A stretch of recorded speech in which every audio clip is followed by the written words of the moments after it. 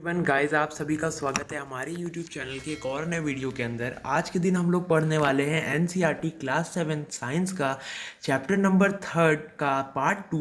तो चलिए हम लोग इसको शुरू करते हैं। पिछले चैप्टर में हम लोगों ने पढ़ लिया था, काफ़ी पढ़ लिया था। अब हम लोग इस चैप्टर के अंदर पढ़ने वाले हैं प्रोसेसिंग फाइबर्स इनटू वूल, यानी कि फाइबर्स को वूल के अंदर कैसे कैसे वूल को फाइबर्स को वूल कैसे बनाया जाता है। ठीक है, तो चलिए इसको शुरू करते हैं। The wool which is use for knitting sweater और weaving shawls is the finished product for a long process which involves the following steps। यानी कि जो वूल होता है वो जो है यूज़ होता है स्वेटर्स को बुनने के लिए और सॉल्स को बुनने के लिए। वो जो है एक फिनिश्ड प्रोडक्ट होता है काफ़ी ज़्यादा लंबे प्रोसेस के बाद, जो कि कुछ इस तरीके के स्टेप्स को लेता है। तो चलिए हम लोग इसको पढ़ना शुरू करते हैं। Step 1, the fleece of the sheep along with a thin layer of skin is removed from its body।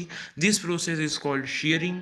यानी कि जो फ्लीस होती है शीप की, उनके जो बाल होते हैं उनको जो है निकाल दिया जाता है, स्किन से निकाल दिया जाता है। इस प्रोसेस को हम शेयरिंग बोलते हैं। Machine similar to those used by barbers are used to shave off hair. यानी कि जो मशीन जिनका इस्तेमाल होता है बार्बर्स से आपके बालों को शेव करने के लिए, उसी तरीके की मशीनों का जो है यूज़ होता है उनके बालों को निकालने के लिए। इसका मतलब है कि जो होता है उन जैसा कि मशीन यूज़ किया जाता है बार्बर से, उसी तरीके से की मशीन से उसको जो होता है शीप के जो बाल होते हैं उसको निकाल दिया जाता है। Usually hair are remove during the hot weather. यानी कि लगभग जो हेयर होते हैं उनको गर्मी का जब मौसम होता है तब निकाल दिया जाता है। This enables sheep to survive without their protective coat of hair. यानी कि ये जो होता है शीप को मदद करता है उनको जीने के लिए, उनकी जो प्रोटेक्टिव कोट हेयर की जो प्रोटेक्टिव कोट होती है उसके बिना भी। The hair provide woollen fibres. यानी कि जो हेयर होता है उनके जो बाल होते हैं वो हमको वुलन फाइबर्स देते हैं। Woollen fibres are then process to obtain woollen yarns. यानी कि जो वुलन हेयर फाइबर्स होते हैं उनको जो है प्रोसेस किया जाता है वुलन यार्न यानी वुल के धागों में। Shearing does not hurt the sheep just as it does not hurt when you get hair cut और your father shaves his beard. यानी कि उसी तरीके से, यानी कि जो शेयरिंग है वो जो होता है शीप को दर्द नहीं पहुंचाती है, उसी तरीके से होता है जिस तरीके से जब आप हेयर कट करवाते हो या फिर आपके जो पापा होते हैं वो दाढ़ी बनवाते हैं। Do you know why? क्या आपको पता है क्यों? The upper most layer of the skin is dead. जो ऊपर की सबसे ऊपर की स्किन होती है वो मरी हुई होती है, डेड होती है। Also the hair of sheep grow again just as your hair does. यानी कि इसके अलावा जो हेयर होता है शीप का वो भी उसी तरह उगता है जैसे कि आपका बाल उगता है। ठीक है, तो अभी हम लोग आगे पढ़ते हैं स्टेप 2 के बारे में।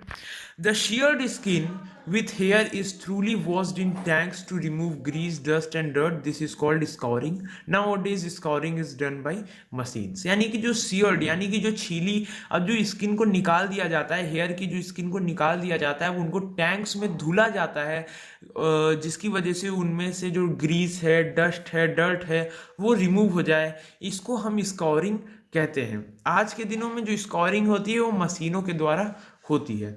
अब हम लोग पढ़ते हैं स्टेप नंबर 3 के बारे में। After scouring sorting is done. यानी कि स्कोरिंग के बाद सॉर्टिंग होती है। The hairy skin is sent to a factory where hair of different textures are separated और सॉर्टेड। यानी कि स्कोरिंग जो सॉर्टिंग होती है, स्कोरिंग के बाद जो सॉर्टिंग होती है उसमें जो हेयरी स्किन होती है वो फैक्ट्री पे भेजी जाती है, जहाँ पे अलग अलग तरीके के जो डिफरेंट टेक्सचर्स होते हैं उनको अलग किया जाता है और छाटा जाता है। Step number 4, the small fluffy fibres. यानी कि जो स्मॉल फ्लफी फाइबर्स होते हैं जिनको हम बर्ड्स बोलते हैं, वो जो होता है हेयर के अंदर से निकाल दिया जाता है। These are the same birds which sometimes appear on your sweaters. यानी कि वो जो होते हैं इसी तरह वही बर्ड्स होते हैं जो कि कभी कभी आपके स्वेटर पे आ जाते हैं। The fibres are scoured again and dried. और जो फाइबर्स होते हैं उनको दोबारा से धुला जाता है और सुखाया जाता है।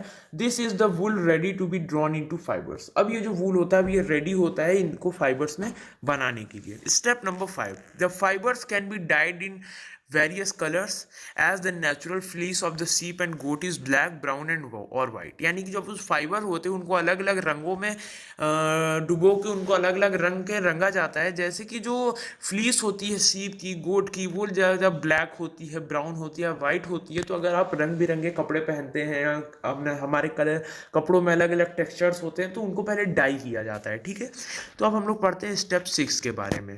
The fibres are straightened, combed and rolled into yarn.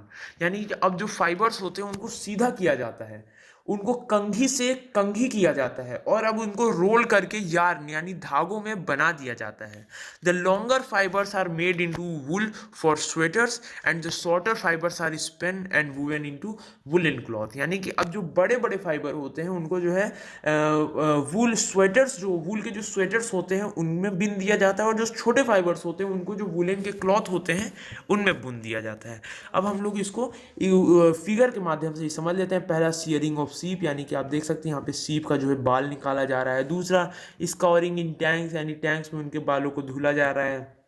तीसरा स्कॉरिंग बाय मशीन, यानी कि फिर उसको मशीन के द्वारा धुला जा रहा है। फिर उसके बाद रोलिंग इनटू यार्न, उसके बाद इनको धागों में रोल किया जा रहा है। अब हम लोग पढ़ते हैं एक्टिविटी 3.4 के बारे में।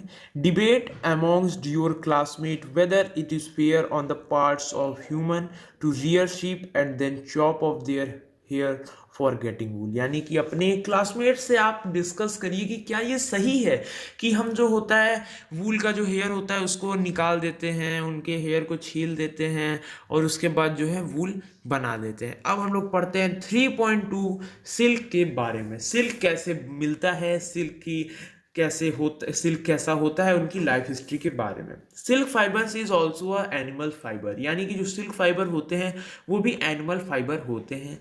Silk worms spin the silk fibres, the rearing of silk worms for obtaining silk is called sericulture. यानी कि जो सिल्क वॉर्म होते हैं वो जो है अपने अगल बगल सिल्क फाइबर को मतलब कि लपेट लेते हैं, और जो रियरिंग होती है सिल्क वॉर्म की, उनको सिल्क को पाने के लिए किया जाता है, उसको हम सेरीकल्चर कहते हैं। Find out from your mother and grand mother the kind of silk saris they have.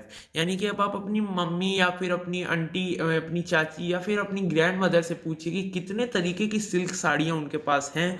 List the kinds of silk, कितने तरीके के सिल्क होते हैं उनके बारे में लिखिए। Before we discuss the process of obtaining silk, यानी कि इससे पहले कि हम जो सिल्क कैसे मिलता है उसके प्रोसेस के बारे में जाने, it is necessary to know the interesting life history of the silk moth, की सिल्क मॉथ की इंटरेस्टिंग लाइफ हिस्ट्री कैसी है। आज के पार्ट में इतना ही, हम लोग आगे और पढ़ेंगे पार्ट 3 के अंदर। पार्ट 2 के अंदर हमने पढ़ लिया है कि मतलब कि थोड़ा सा सिल्क के बारे में पढ़ लिया है। अगले पार्ट में हम लोग पढ़ेंगे कि सिल्क मॉथ की लाइफ हिस्ट्री क्या होती है। इस पार्ट के अंदर हम लोगों ने पढ़ लिया कि फाइबर से फैब्रिक कैसे बनता है। अगर आपको ये पार्ट अच्छा लगा हो तो वीडियो को लाइक कर दीजिएगा। अगर कोई डाउट होगा तो कमेंट में भी पूछ लीजिएगा। अगर चैनल अच्छा लगा हो तो चैनल को भी सब्सक्राइब करिएगा। मिलते हैं अगले वीडियो में, तब तक के लिए गुड बाय।